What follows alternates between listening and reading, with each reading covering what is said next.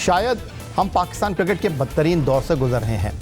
हालिया चंद बरसों में आईसीसी के बड़े इवेंट्स में पाकिस्तान को पहले जिम्बाब्वे, फिर अफगानिस्तान और उसके बाद अमेरिका जैसी क्रिकेट टीमों से शिकस्त हुई। बामे सीरीज़ में कामयाबियों ने ऑपरेशन क्लीन अप या सर्जरी की बातें भी आवाम को भुला दी, लेकिन बासलाहियत और बेहतरीन टीमें आईसीसी इवेंट से पहले इन कामयाबियों को खातिर में नहीं लाती और उनका हदफ आईसीसी इवेंट्स में फतह के झंडे गाड़ने का होता है। चंद बरसों में क्रिकेट पंडित और साबिक क्रिकेटर स्ट्राइक रेट और मिडल ओवर्स में बेहतर औसत से खेलने का जो राह गलाते रहे हैं, इस पर मैनेजमेंट और ना टीम के खिलाड़ियों पर कोई असर पड़ा। हर इवेंट की नाकामी की जिम्मेदारी उन खिलाड़ियों के ना होने पर डाल दी जाती है जो इंजरी की वजह से स्क्वाड का हिस्सा नहीं बन पाते। भारत के खिलाफ मैच में पाकिस्तानी शायकीन के लिए कोई मोड़ ऐसा ना आया जिसमें उम्मीद हो सके कि ग्रीन शर्ट्स किसी शोबे में तो उन्हें दिलासा दे सकें। कमाल यह है कि कप्तान मोहम्मद रिजवान अब भी साइम अयूब और फ़खर जमान के ना होने का रोना रो रहे हैं। आईसीसी चैंपियंस ट्रॉफी 2025 में पाकिस्तान का सफ़र तकरीबन ख़त्म हो गया है। भारत से मायूस कुन कारकर्दगी और शिकस्त के बाद पाकिस्तान क्रिकेट टीम के कप्तान मोहम्मद रिजवान ने कहा कि मैच से कबल टीम बैठक में 280 रन बनाने की बात हुई थी। पिच ऐसी थी जहां सिंगल रन लेना आसान न था। उनकी और सऊद शकील की पार्टनरशिप बनी, लेकिन गलत शॉट खेलकर आउट हो गए। देखिए, मिडल ऑर्डर हमारा तौक़ात तो पे है और इससे पहले लोगों ने परफॉर्म भी किया है और थोड़ा सा एक्सप्लेन कर जाऊँ क्योंकि हमने कल हमारी मीटिंग में ये डिसाइड हुआ था कि हम इस पिच पे 270 280 ही अराउंड इतना ही स्कोर होना था, क्योंकि आउटफील्ड भी स्लो थी, पिच भी स्लो था, तो बॉल गैपों में जा नहीं रहे थे। तो अगर 280 जेन में रखे तो इट मीन्स के 30 रन उसके 3 हो जाएगा यहाँ पे, और सबको पता है कि 280 और होता शायद रिजल्ट कुछ और हो जाता। मगर हमने, मैं और सऊद ने जहाँ पे थोड़ी सी पार्टनरशिप बिल्ड करने की कोशिश की, जिसकी वजह से हमने काफ़ी टाइम भी लिया और मगर उसके बाद जो विकेट और जो हमने हमारी शॉट सिलेक्शन थी वो थोड़े सा मेरे ख्याल से थोड़ा सा पुअर रहा और वहाँ पे उन लोगों को चांस मिला विकेट लेने का। तो उसके बाद जो हमारी मिडिल ऑर्डर थी थोड़ी शायद उन पे प्रेशर आया, उन लोगों ने बिल्ड किया और उसकी प्रेशर की वजह से शायद हम उस तरह संभल नहीं पाए। कप्तान मोहम्मद रिजवान अपने बयानात की वजह से सोशल मीडिया पर ट्रोल होते रहे हैं। ना ही उनकी मैदान में तैयारी नज़र आती है और ना ही मीडिया के सामने गुफ्तगू करते हुए। मोहम्मद रिजवान का कहना है कि उनका हदफ 280 रन बनाना था, लेकिन वो ऐसा ना कर सके क्योंकि पिच पर सिंगल रन लेना आसान ना था। लेकिन ये सूरत हाल हरीफ टीमों के साथ पेश क्यों नहीं आती?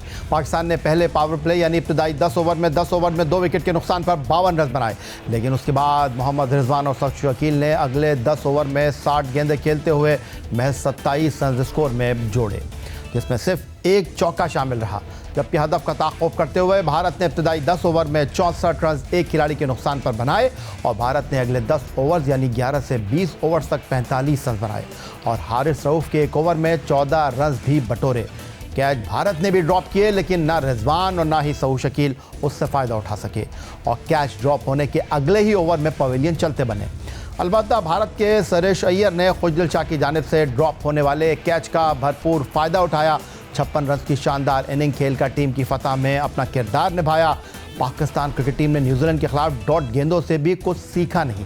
इफ्तिताही मैच में पाकिस्तान ने 161 डॉट गेंदें खेली और भारत के खिलाफ मैच में भी पाकिस्तानी बैटर्स ने ये रिवायत बरकरार रखी और 147 गेंदों पर कोई रन ही नहीं बनाया। पाकिस्तान क्रिकेट टीम के कप्तान मोहम्मद रिजवान से प्रेस कॉन्फ्रेंस में इमामुल हक को बतौर ओपनर शामिल करने और उनकी परफॉर्मेंस पर भी सवाल हुआ, जिस पर मोहम्मद रिजवान ने वही पुराना बयानिया अपनाया कि साइम अयूब के न होने से उनका कॉम्बिनेशन मुतासिर हुआ है और इमामुल हक एक मुख्तलिफ अंदाज के बैटर हैं। नुकसान तो अगर आप देख ले तो सैम अयूब के उस टाइम से ही हो गया था नुकसान, क्योंकि सैम अयूब एक ऐसा पैकेज हमारे लिए हो गया था किसी वजह से हमारी पूरी टीम सेटल डाउन हो गई थी। मगर जहाँ से सैम अयूब भी गया तो शायद हमारी वो जो हमारा जो बैलेंस था, हमारी जो टीम की कम्बिनेशन थे उसमें काफ़ी असर पड़ा था। फिर फ़खर आया, फ़खर ने चीज़ों को जो चीज़ हमें रिक्वायर्ड थी वो किया। फिर फ़खर जमान गया, फिर इमाम आया। तो देखिए, इमाम उल हक एक डिफरेंट प्लेयर है और फ़खर जमान एक डिफरेंट प्लेयर है, तो आप दोनों को मैच नहीं कर सकते किसी की कैटेगरी पर, क्योंकि वो डिफरेंट कैलिबर और डिफरेंट चीज़ें उनके पास है। तो ये है कि फ़खर जमान आप कह सकते हैं ऐसे कि यार वो उसका तो शायद डिफरेंट होता, मगर इमाम भी अच्छा, जो क्योंकि हमें जो ओपन की तरफ से पार्टनरशिप चाहिए थी वो थोड़ी सी बेस्ट थी। 41 तकरीबन अराउंड हमारी पार्टनरशिप ओपन की हुई है, मगर मैं समझता हूँ कि ये दोनों प्लेयर बड़े बड़े प्लेयर हैं। सिर्फ मोहम्मद रिजवान नहीं बल्कि ऐसा लगता है कि पूरी टीम को एक ही बात रटाई गई है। साइम अयूब दौरे जनूबी अफ्रीका में इंजर्ड हुए, लेकिन उसके बाद से ही हर कोई ये राग अलाप रहा है कि साइम अयूब का ना होना पाकिस्तान के लिए बहुत नुकसानदेह है और शिकस्त की वजह भी वो इसी को करार दे रहे हैं। आपने देखा है कि साइम अयूब की इंजरी की वजह से टीम की रिक्वायर्ड थी। साइम जिस फॉर्म में था और जिस तरह का टैलेंट वो है और जिस तरह की परफॉर्मेंसेस वो पाकिस्तान से कर रहा था, तो वो जाहिर बात है उसको मिस करेंगे। जाहिर बात है कि हमारे दोनों इनफॉर्म बैट्समैन थे और वो उनका टीम में ना होना काफ़ी चीज़ें आपकी चेंज हो जाती हैं, आपका बैटिंग लाइनअप चेंज हो जाता है। बिल्कुल, हमारा मैं जैसे पहले ही बोला पावर प्ले उस तरह का जा नहीं पाया और उसमें आप कह सकते हैं कि फ़खर का ना होना भी।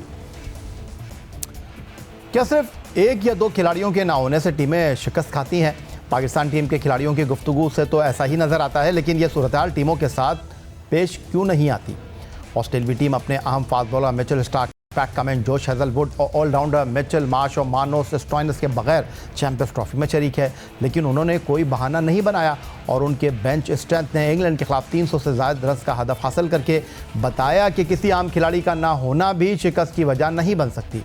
न्यूजीलैंड क्रिकेट टीम अपने अहम फास्ट बॉलर लॉकी फर्गूसन और बेन सील्स के बगैर चैंपियंस ट्रॉफी खेल रही है और उन्होंने न सिर्फ ट्राई नेशन सीरीज़ जीती बल्कि पाकिस्तान के खिलाफ पहला मैच भी बड़े मार्जिन से अपने नाम कर लिया।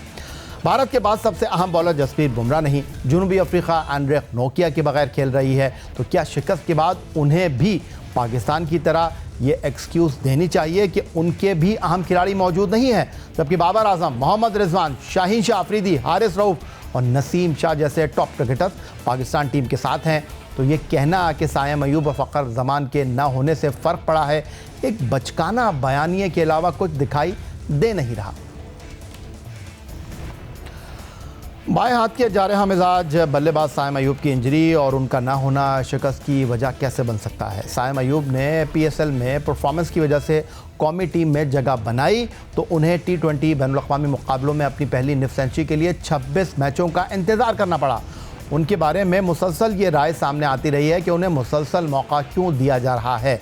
अलबत्ता ये बात भी दुरुस्त है कि वनडे क्रिकेट के 9 मैचों में वो 3 सेंचुरियाँ बनाकर 515 रन बनाने में कामयाब हुए, लेकिन उनके क्रेडिट पर सिर्फ 9 बैनुल-अक़वामी वनडे थे।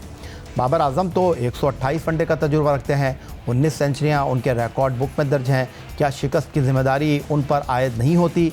कप्तान मोहम्मद रिजवान 88 बैनुल-अक़वामी एक रोज़ा मैच खेल चुके हैं, 4 सेंचुरियाँ उनके क्रेडिट पर हैं। क्या डॉट गेंदें खेलने के ज़िम्मेदार वो नहीं?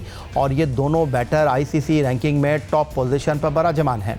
शाहीन शाह अफरीदी को 64 बैनुल-अक़वामी एक रोज़ा मैच खेलने का तजुर्बा है, क्या विकेटें लेना उनकी जिम्मेदारी नहीं थी? हारिस रऊफ 48 बैनुल-अक़वामी एक रोज़ा मैचों में पाकिस्तान की नुमाइंदगी कर चुके हैं, क्या उन पर जीत के लिए कोई किरदार अदा करने का भरोसा नहीं किया जा सकता? ये वो सारे सवालात हैं जो कि इस वक्त हर किसी के लबों पर मौजूद हैं।